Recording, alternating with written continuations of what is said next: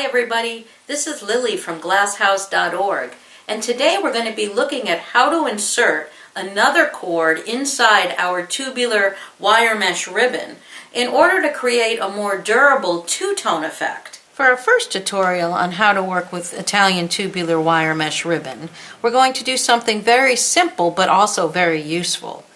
We're going to insert another cord into the 6mm tubular wire mesh ribbon. And the reason we do this is to add strength and durability to the ribbon, because the ribbon itself, especially if you're going to be doing any ruffling, isn't weight bearing. So if we add another cord inside of it, it will become weight bearing, and you can get all kinds of different effects by doing this. And you'll be able to also do the same technique with the 20mm mesh. Today we're just going to do it as a simple backdrop for hanging a pendant. And in future videos we'll also get into some ruffling techniques. So the first thing you need to do is figure out what kind of cord you would like to put inside your mesh. You can use leather, you can use satin, you can use a flat suede lace if you like. You can use any cord that you like. I tend to go with the hand-dyed silk cord because it's soft and durable, and I like the two-tone effect that it creates when it's inserted into the mesh in a contrasting color.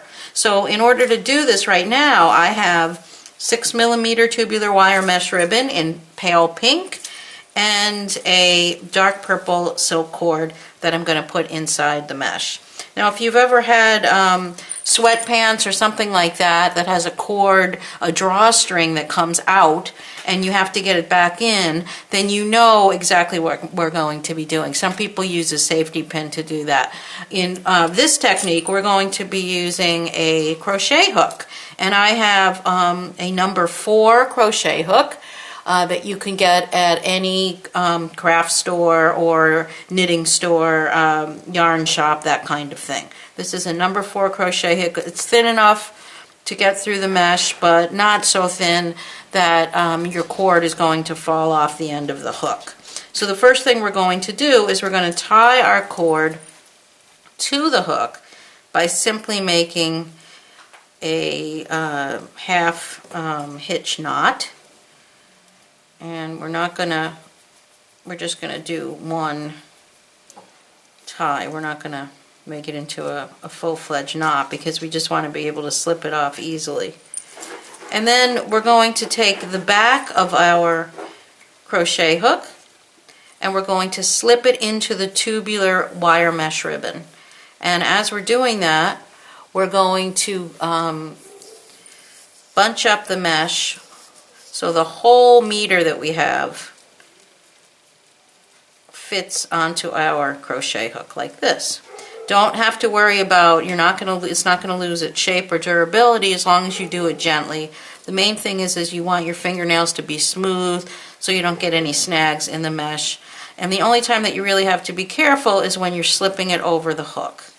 So now gently sort of pull the mesh over that area of the crochet hook where your cord is knotted on, and just kind of do it slowly with a lot of control. If you go too fast, you'll end up pulling your cord all the way through, and it'll go right through the mesh and you'll have to do it again.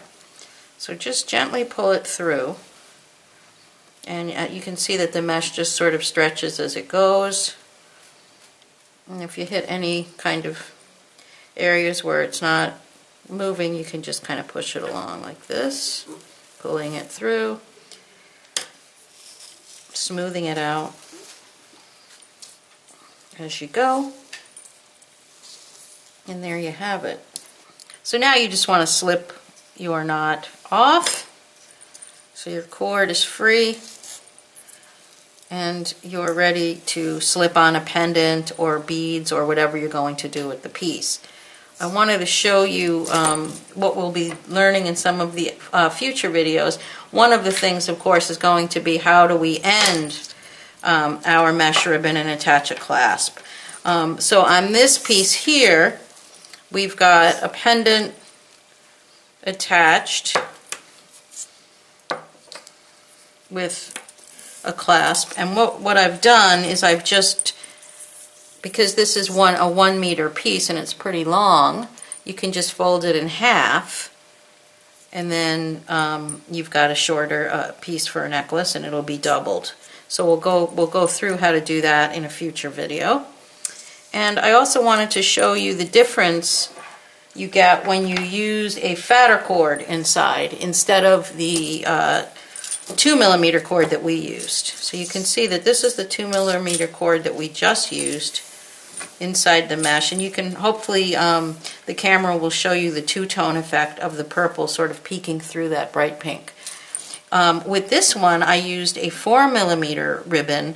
A 4mm silk cord inside the wire mesh ribbon, still using the 6mm ribbon, and I've got a burgundy ribbon with a 4mm silk cord in sort of a navy blue, and that gives a nice two-tone effect as well. And you can see the difference in the thicker diameter. I like to use a thicker cord if I'm going to be just hanging a pendant and keeping it simple. It's more durable and it has a richer look. Or you can also use it to make bangles and to make, different bracelets. In future videos we'll be doing some macrame with this, and there's so many different ways that you can use the cord with the mesh. And when you've got that cord inside the mesh, as I said earlier, it really adds to the durability. It looks very nice, but it's much more functional.